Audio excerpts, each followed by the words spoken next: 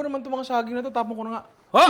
Wag! Kasi nakakain daw yan. Balat ng saging, nakakain. Balat ng saging, lalagyan natin ng maraming asin. Kasi ito ay madagta, so kailangan muna nating pakatasin. Haluin natin na may konting lamuta. Kailangan lahat talaga ay naasnan. So, iwan lang natin to ng around mga 30 minutes siguro. So, ito na siya after nating babaran ng asin. So, medyo nagtubig na siya at kailangan natin hugasan to. Alam mo ano ba kailangan mo hugasan? Lalo kapag kakasuot mo lang. Ninong Ray-Merge pare, syempre kasi magpapawisan ka. Mainit ang panahon, di ba? Tapos matatapunan ng pagkain yan, di ba? Check out nyo na pare, may bago tayong design. Paul Medina at Mecca, pare. Ang ganda.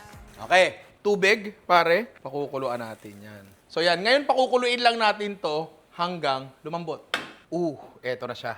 Medyo ano siya ha? Medyo matigas siya. So matagal siya palang niluluto. Ayan.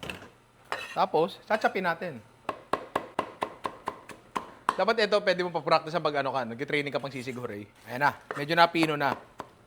Natin dyan. Tapos bubuin na natin ito na patty. Ngayon tayo breadcrumbs, itlog. Tapos maglalagay kayo ng APF, pero konti lang. Ayan. Tapos mga panimpla. Ito. Sibuyas, bawang, white pepper. Kailangan lang to mahuhulma mo. Yun lang. Gagawin natin, lagay natin dyan. Lagay natin patty. So ngayon, ito ay ipipreaser muna. Basta tumigas siya ng konti. So, ito na siya. Medyo mas matigas na siya ng konti. Ngayon, ibibread natin siya. Patty sa harina, sa itlog, breadcrumbs. Yan. Basta mailaglag mo sa mantika, mabubuo na yan. Diba? Mabango siya habang niluluto O tayo butter. Ano ba to? Parang maganda to. Uy!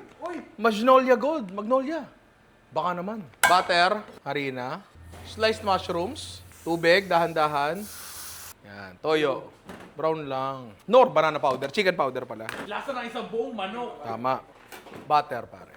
Paminta. Kuha tayo nitswa. Gaya natin dyan sa taas. Ubuhos mo ngayon sa taas. Lagay mo pa sa kanin. Sasabaw. Oo, sasabaw.